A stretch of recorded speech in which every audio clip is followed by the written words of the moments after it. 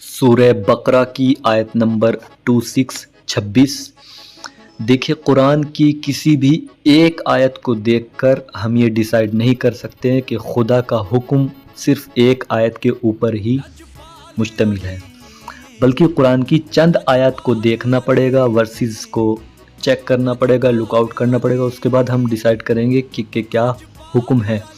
جیسے قرآن میں ایک آیت ہے، ان الحکم الا للہ، حاکم صرف اللہ ہے، لیڈر صرف اللہ ہے۔ لیکن اگر ہم صرف اسی آیت کو دیکھیں تو ہمیں پھر یہ تعارض ملے گا، یہ ٹکراؤ ملے گا کہ مدینے کے اندر بھی ہولی پروفٹ نے PBUH انہوں نے مدینے کے اندر ایک اپنی گورنمنٹ قائم کی، اسٹیبلش کی، تو یہ پھر ٹکراؤ ملے گا کہ اللہ کی حکومت ہونی چاہیے، محمد PBUH کی حکومت ہونی چاہیے۔ تو ایک آیت کو دیکھ کے ہم ڈیسائیڈ نہیں کر سکتے۔ جیسے سورہ بقرہ کی آیت نمبر لاسٹ کا حصہ، یُضِلُّ بِهِ کثیرا وَیَہْدِی بِهِ کثیرا، بہت سے لوگ قرآن کو پڑھ کر گمراہ ہوتے اور بہت سے لوگ قرآن کو پڑھ کر ہدایت پا جاتے تھے، کچھ گائیڈڈ ہو جاتے ہیں اور کچھ مس گائیڈ ہو جاتے ہیں۔ Those who look at only one verse. تو ہمیں یہ دیکھنا ہوگا کہ قرآن کی بہت سی آیات، اب سوال یہ پیدا ہوتا ہے کہ کچھ لوگ یہ کہتے ہیں کہ مدد صرف خدا سے مانگنی چاہیے، ask only God for help, کیونکہ God is the greatest power, سب سے بڑی طاقت اللہ ہے۔ تو آئیے اس چیز کو حل کرتے ہیں، سولو کرتے ہیں۔ میں آپ کے سامنے کچھ آیتیں پیش کروں گا، لیکن سب سے پہلے میں پہلی آیت آپ کے سامنے پیش کرتا ہوں، سورہ بنی اسرائیل۔ سورہ بنی اسرائیل کی 80 نمبر کی آیت ہے۔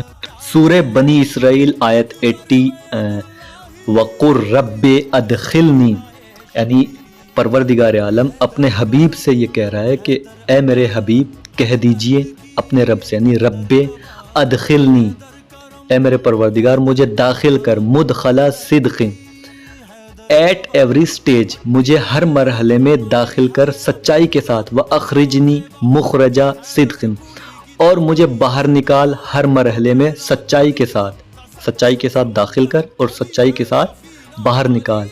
وَاجْعَلْ لِی مِن لَدُنْکَ سُلْطَانًا نَصِیرًا، یہ آخر لاسٹ کا جو ٹکڑا ہے آیت کا، یہ قابل غور ہے کہ وَاجْعَلْ لِی مِن لَدُنْکَ سُلْطَانًا نَصِیرًا، اور مجھے پروردگار، حبیب اپنے پروردگار سے، خداوند عالم سے کہہ رہا ہے وَاجْعَلْ لِی مِن لَدُنْکَ سُلْطَانًا نَصِیرًا، اے پروردگار مجھے اپنی طرف سے ایک بہترین مددگار عطا فرما، سلطانًا نصیرا۔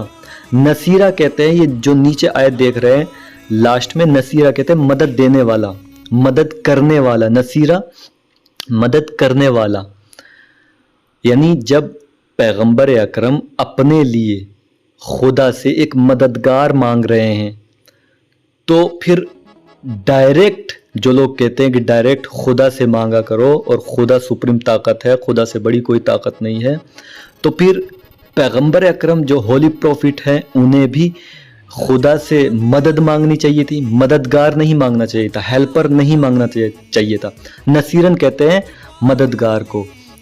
یہ سنی اسکالر کی تفسیر ہے، تفسیر در منصور۔ اب آئیے ڈکشنری میں دیکھتے ہیں کہ نصیرن کے جو میننگ ہے وہ مددگار کے ہیں، یہ آپ اسکرین پہ دیکھ سکتے ہیں۔